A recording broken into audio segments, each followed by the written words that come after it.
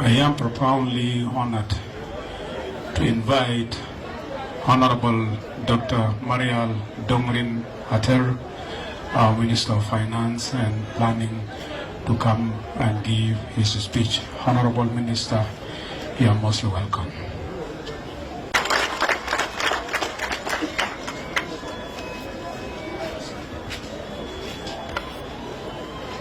Thank you, First Under Secretary. First of all, I want to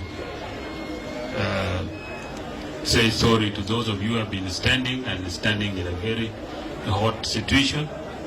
I recognize this is a sacrifice you are doing for the love of welcoming me here. Thank you very much.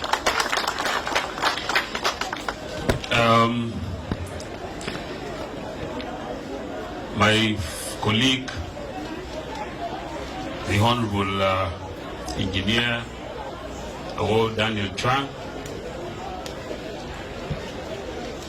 the Honorable Undersecretary is present, the head of independent institution, and most importantly, I want to recognize my immediate former boss, the Honorable Commissioner General for South Sudan Revenue Authority, and the family of South Sudan Revenue Authority here present, all the distinguished guests in attendance, my family, and all South Sudanese. Good afternoon.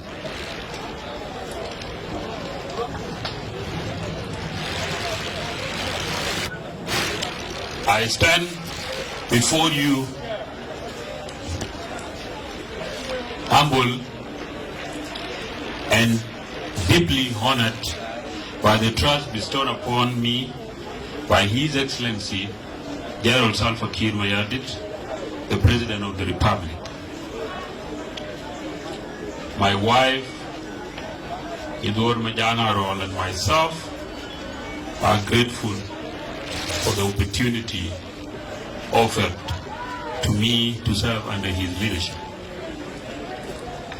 My appointment comes at a time when our economy is under pressure, making it difficult for the government to adequately meet its competing financial obligations, including the payment of public servant salaries. But first of all, allow me to acknowledge and thank my immediate, the outgoing Minister, Honorable Daniel Chang, for his service and leadership. Thank you, the Honorable Minister, and particularly for the invaluable advice you have shared with me in this occasion. I would also like to thank all the former Ministers of Finance whose work formed the foundation we shall build upon. Furthermore, I would like to thank the senior management and the staff of the ministry for organizing this warm reception. Certainly, our success will depend on your diligence, professionalism, and commitment to work for the country. I will count on each and every one of you during my tenure. I will work with everybody in the ministry in good faith, and as your team leader, I pledge to look after you and to provide the needed support to execute your responsibilities effectively. Over the next few days and months, we will listen to each other, ideas and perspectives, which will be instrumental in formulating a realistic path towards economic recovery. Ladies and gentlemen, I don't want to bore you with the policy pronouncement in this occasion. Instead, we intend to hit the ground running from today by convening meetings with senior management of the ministry and across economic sector institutions to commence devising immediate interventions to address our current challenges. The ministry will endeavor to keep the public informed. And therefore, your patience and support will be critical to this effort. It is worth noting that during the swearing-in ceremony, His Excellency the President gave me a specific directive that must be implemented.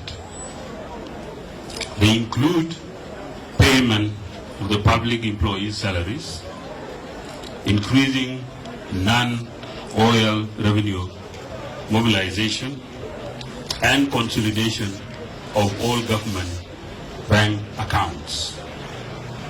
In this regard, however, I would like to highlight the steps we shall immediately undertake in coordination with the following institutions. One, the South Sudan Revenue Authority.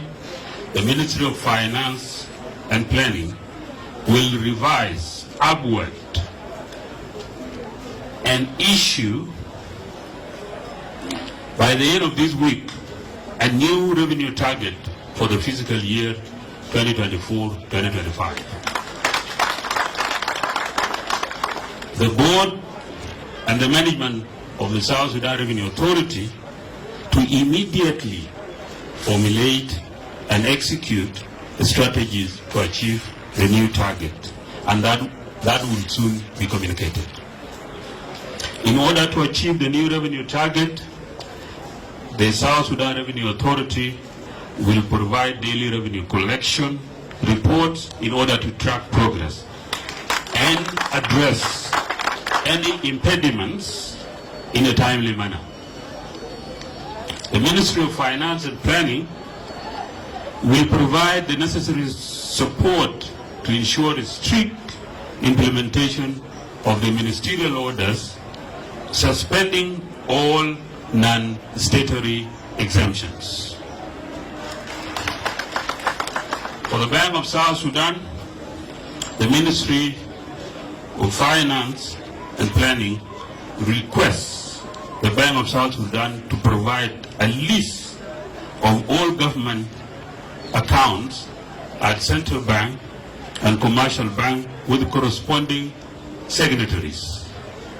This information, once provided, shall form the basis for implementing His Excellency President's directive on consolidation of government bank accounts. We'll work together with the Bank of South Sudan to coordinate fiscal and monetary policy alignment to stabilize the market.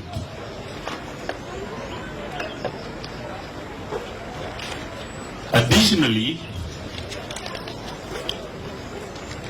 the budget for the fiscal year 2024-2025, which is currently under review, focuses on agricultural sector development and investment in critical infrastructure. For example, the roads and energy. The government will prioritize financial allocation to these important sectors, which in the medium to long term will stimulate domestic productivity, self-sufficiency, and economic growth. Ladies and gentlemen, we must come to terms with the reality that the prevailing challenges require us to live within our means and judiciously manage our limited resources. Like in every ordinary and prudent household, lean times force people to ration what they have, while looking for ways to bring in more. We are in a similar place today, and this compels us to pursue focused austerity approach. As such, the necessary pain and sacrifices required to get us out of this difficulty shall be equally borne by all. And that will include cutting non-priority public sector spending.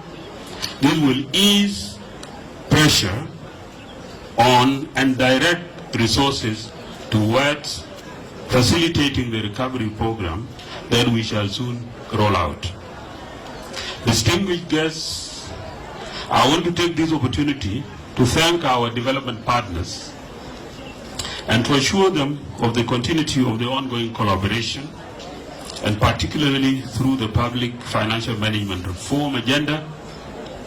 We will continue working with you in charting the country's medium and long-term development plans and to strengthen transparency and accountability across the board.